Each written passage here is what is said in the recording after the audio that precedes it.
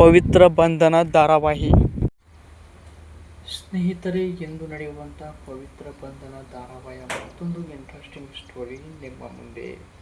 ಅದಕ್ಕೂ ಮುನ್ನ ಯಾರೆಲ್ಲ ನಮ್ಮ ಯೂಟ್ಯೂಬ್ ಪೇಜನ್ನು ಸಬ್ಸ್ಕ್ರೈಬ್ ಮಾಡಿಕೊಂಡಿಲ್ಲ, ಸಬ್ಸ್ಕ್ರೈಬ್ ಮಾಡಿಕೊಳ್ಳಿ ಹಾಗೂ ಪಕ್ಕದಲ್ಲಿರುವ ಬೆಲ್ ಐಕನನ್ನು ಪ್ರೆಸ್ ಮಾಡಿ, ಏಕೆಂದರೆ ನಾವು ಹಾಕುವ ಪ್ರತಿಯೊಂದು ವಿಡಿಯೋ ಎಲ್ಲರಿಗಿಂತ ಮೊದಲು ನಿಮಗೆ ತಲುಪುತ್ತದೆ. ಹಾಗಾದರೆ ಸ್ಕಿಪ್ ಮಾಡದೆ ವಿಡಿಯೋವನ್ನು ಕೊನೆವರೆಗೂ ನೋಡಿ, ತಡ ಮಾಡೋದು ಬೇಡ. ವಿಡಿಯೋವನ್ನು ಪ್ರಾರಂಭಿಸೋಣ ಬನ್ನಿ.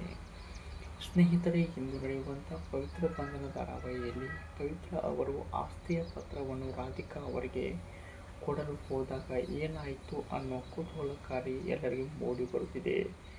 ರಾಧಿಕಾ ಅವರು, ನೀನು ಇದನ್ನು ಕೊಡುವ ಸಮಯ ಬರುತ್ತದೆ, ಆವಾಗ ಮಾತ್ರ ಕೊಡು, ಇವಾಗ ಬೇಡ ಅಂತ ಹೇಳಿದ್ದಾಳೆ. ಕೊನೆಗೂ ರಾಧಿಕಾ ಅವರು ಪವಿತ್ರ ಅವರನ್ನು ಮನೆ ಬಿಟ್ಟು ಹೊರಗಡೆ ಹಾಕುತ್ತಾಳ? ಕಾದು ನೋಡಬೇಕು. ಇದು ಇಂದು ನಡೆಯುವಂಥ ಪವಿತ್ರ ಬಂಧನ ಧಾರಾವಾಹಿಯ ಒಂದು ಸಣ್ಣ ಮಾಹಿತಿ. ವಿಡಿಯೋ ಇಷ್ಟವಾದರೆ ಲೈಕ್ ಮಾಡಿ, ಶೇರ್ ಮಾಡಿ, ಸಪೋರ್ಟ್ ಮಾಡಿ.